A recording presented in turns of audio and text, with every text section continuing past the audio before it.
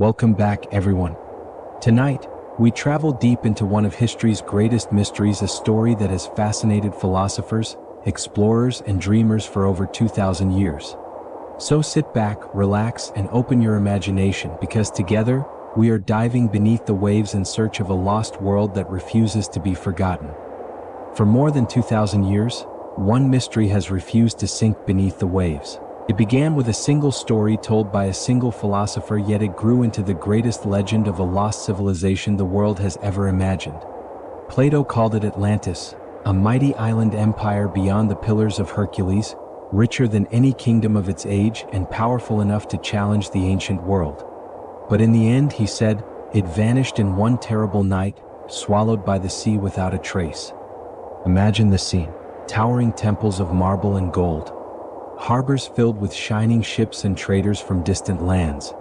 A society ruled by order, blessed by the gods, and confident in its destiny. Then, a growing darkness, pride, ambition, and a hunger for control. And finally, the ocean itself rising in fury, washing a great civilization into silence. Was Atlantis a symbol of human arrogance, created by Plato as a warning to future generations? Or was it a memory, the echo of a real catastrophe preserved in ancient storytelling? Volcanoes, earthquakes, forgotten islands, and shattered cultures have all been woven into the search for an answer. Scholars argue. Explorers dive. Satellites scan the sea floor. Yet the question remains. Atlantis is not just a myth.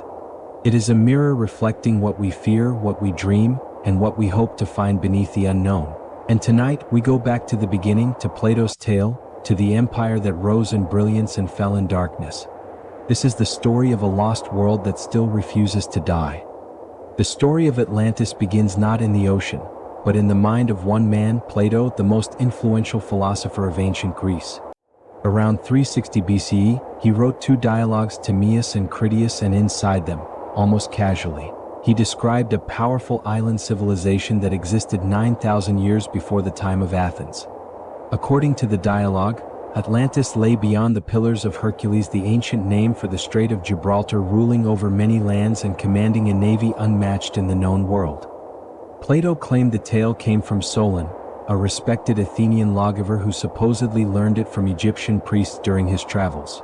These priests, Plato wrote, spoke of a mighty empire that once tried to conquer the Mediterranean, only to be defeated by ancient Athens before a cataclysm sent Atlantis beneath the sea.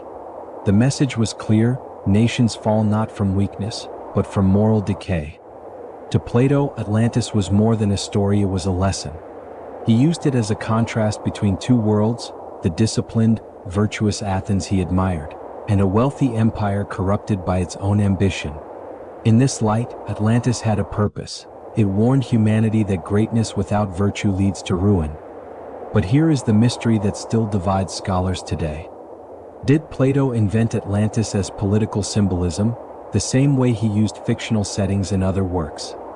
Or was he borrowing from a much older memory, a real disaster, recorded in fragments and passed down through generations?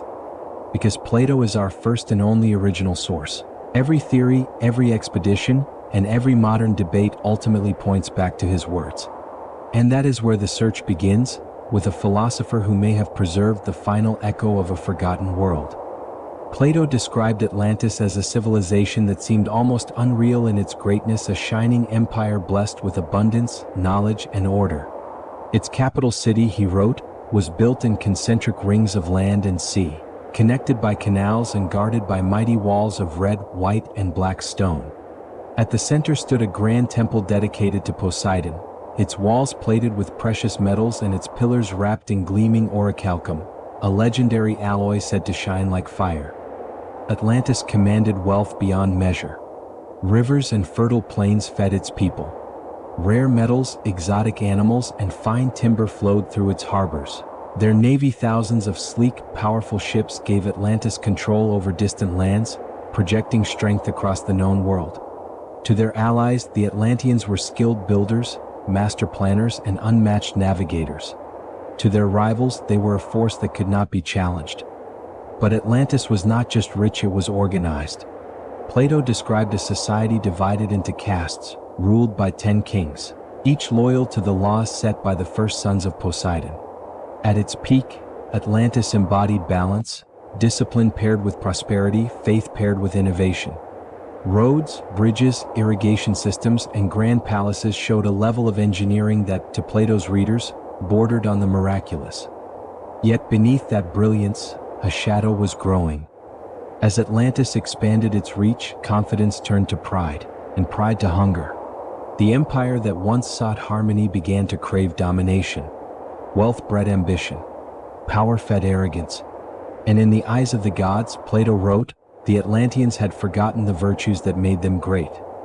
The stage was set, a golden empire on the edge of darkness, unaware that the tide was already turning. No empire falls in a single moment. It begins with a shift, subtle, silent, and easy to ignore. In Plato's account, the Atlanteans were once a noble people, guided by wisdom and restraint. But as their wealth multiplied and their influence spread, something changed. What had been strength turned into excess. What had been discipline gave way to desire.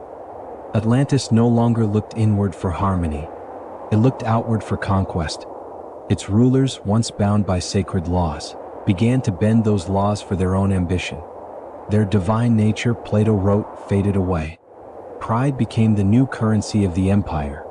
The Atlanteans believed they were destined to rule all nations, that no power mortal or divine could stand in their way. The final act began when Atlantis turned its gaze toward the Mediterranean, launching a massive campaign to dominate its neighbors. But instead of triumph, they met unexpected resistance from ancient Athens, a smaller, less wealthy society, but one that still clung to the virtues that Atlantis had abandoned. In Plato's moral vision, this was symbolic, virtue defeating corruption. Humiliated and enraged, the Atlanteans pushed harder, determined to prove their supremacy. But the gods, seeing the empire twisted by greed, rendered judgment. What came next was not a battle, but a reckoning. Plato describes it in a single, devastating line: Atlantis was swallowed by the sea in one day and one night of misfortune. Earthquakes, fire, waves, a roar from the ocean that erased a continent. The empire that once believed itself untouchable vanished beneath the water, its shining walls, its temples, its fleets, and its people gone without a trace. Whether taken as history or metaphor, the lesson of Atlantis is clear.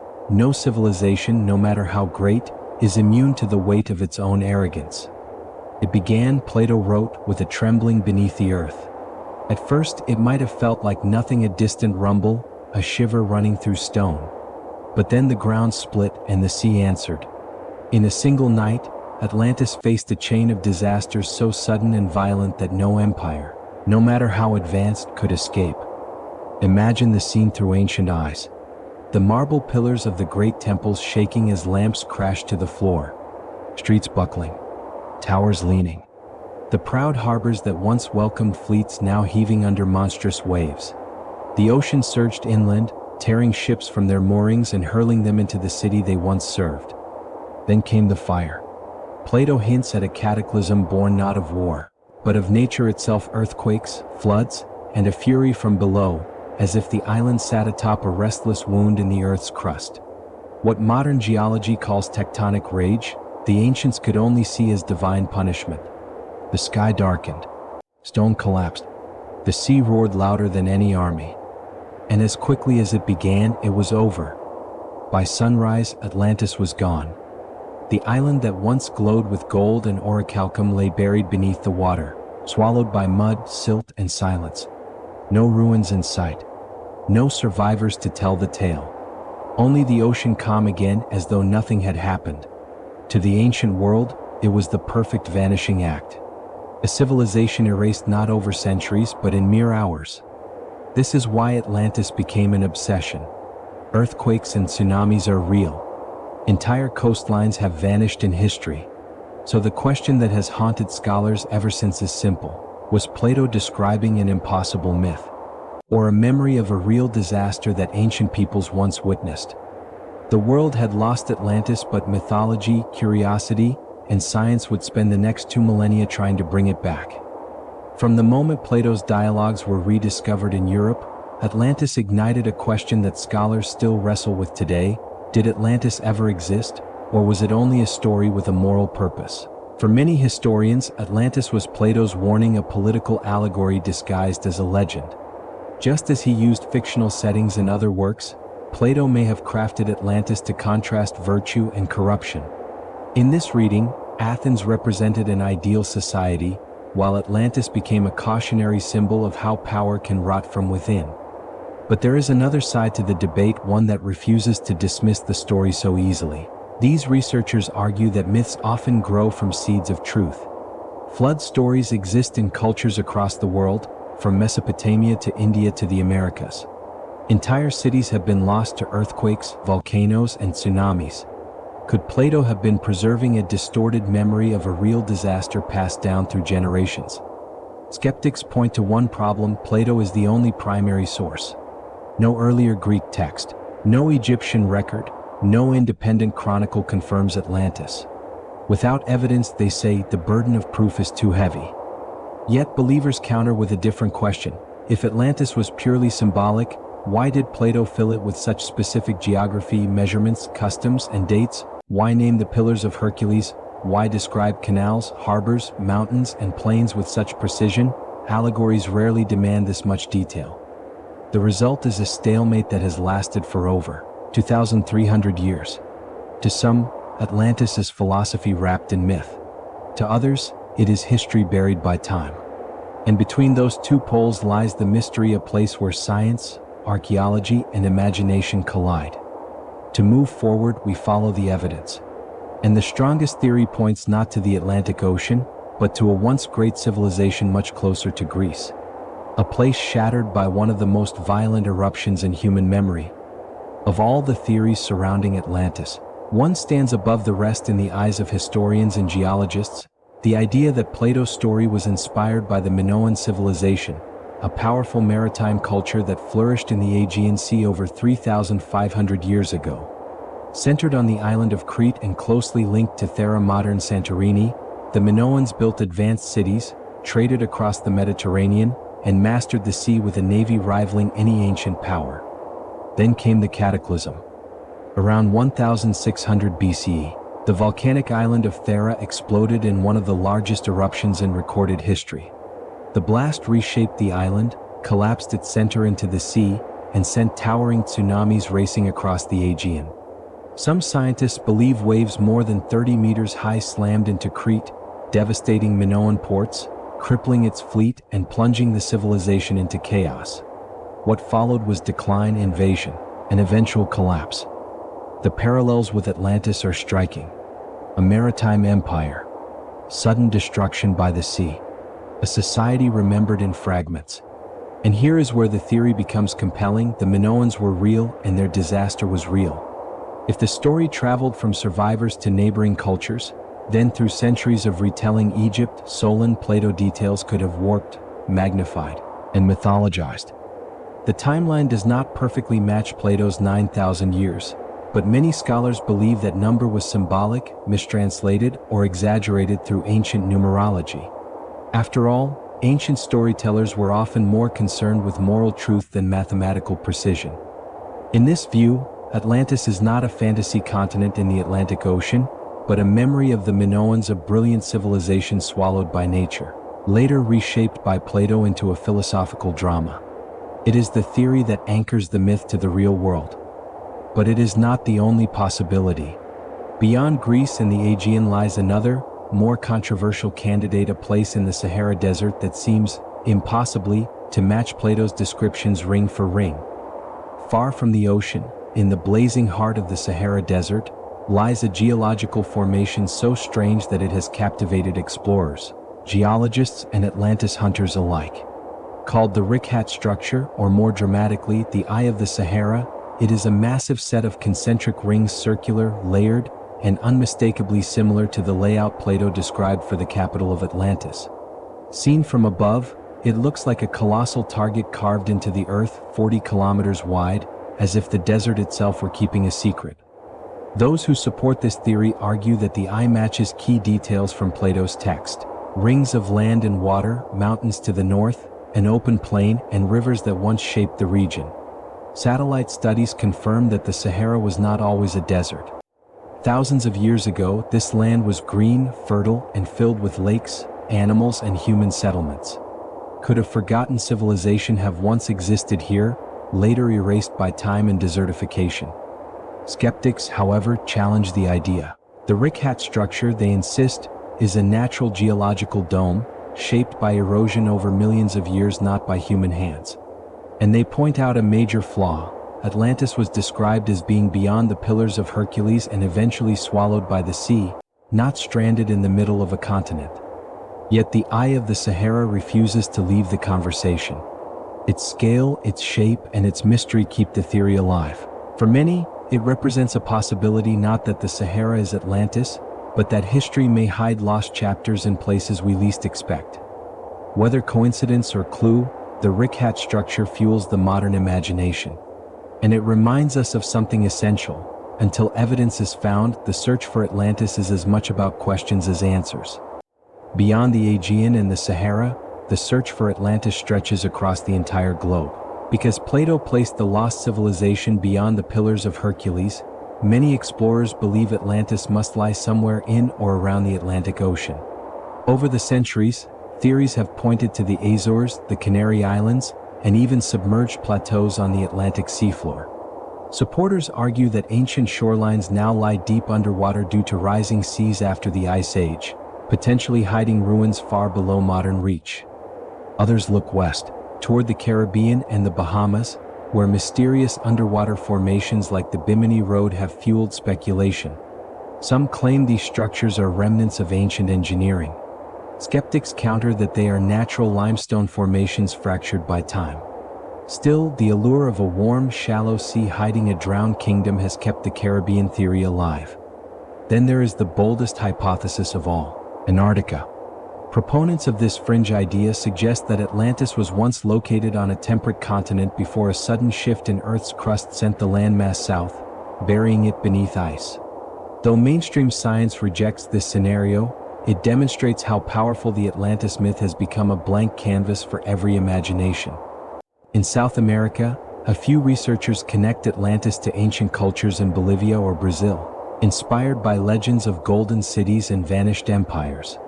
Others place Atlantis under the sands of Spain, near Cadiz, pointing to satellite images that show submerged structures near the coast. Most of these theories lack strong evidence, but they endure for a simple reason: Atlantis invites possibility.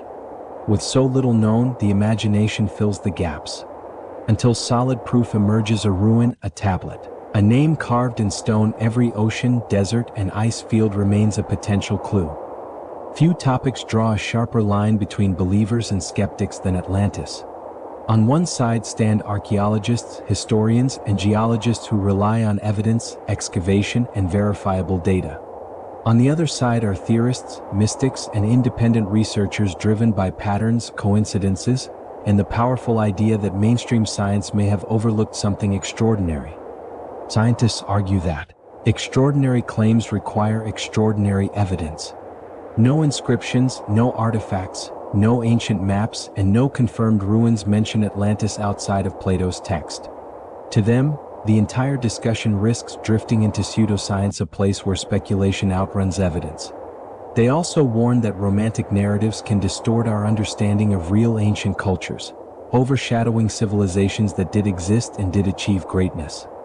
But critics of the academic view raise a different point. The Earth has lost countless cities to earthquakes, floods, volcanic eruptions, and rising seas.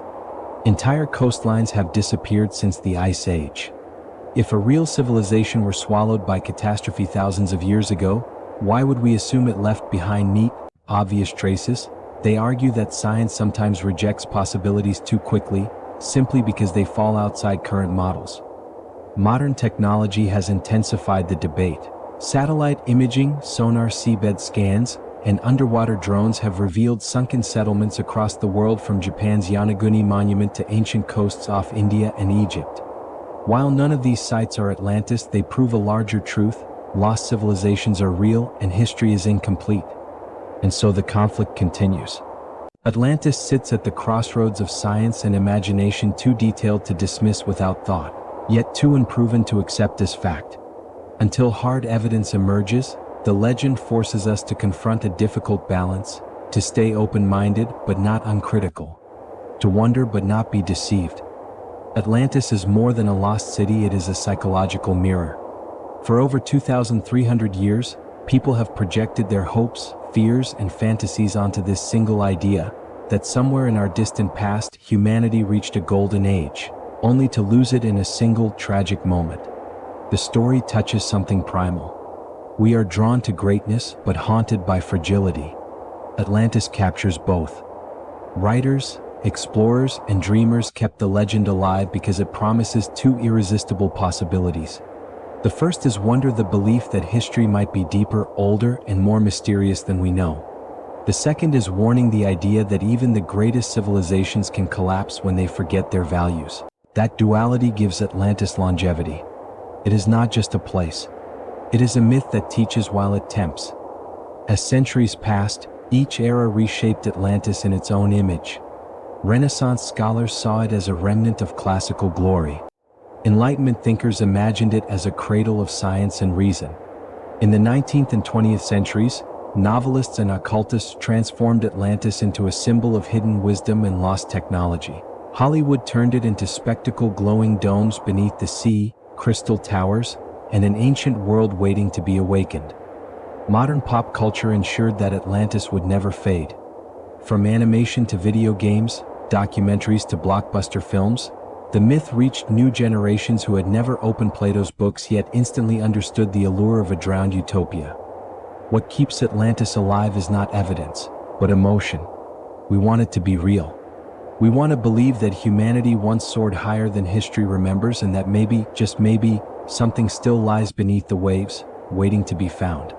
Until the ocean gives up its secrets, Atlantis will remain the myth that refuses to drown. In the end, Atlantis lives in the space between proof and possibility. No diver has found its ruined temples. No archaeologist has uncovered its lost script. Yet the legend endures not because of what we know, but because of what we dream. Atlantis represents the blank page of history, a reminder that the past is far larger than the fragments we have uncovered. Science urges us to demand evidence. Philosophy reminds us to seek meaning. Atlantis sits precisely at that intersection.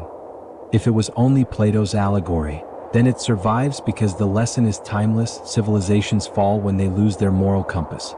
But if it was real, even partially, even distorted through centuries of retelling, then Atlantis challenges us to accept a more humbling truth: we do not know our world as well as we think we do. The ocean still covers more mysteries than the surface of the moon.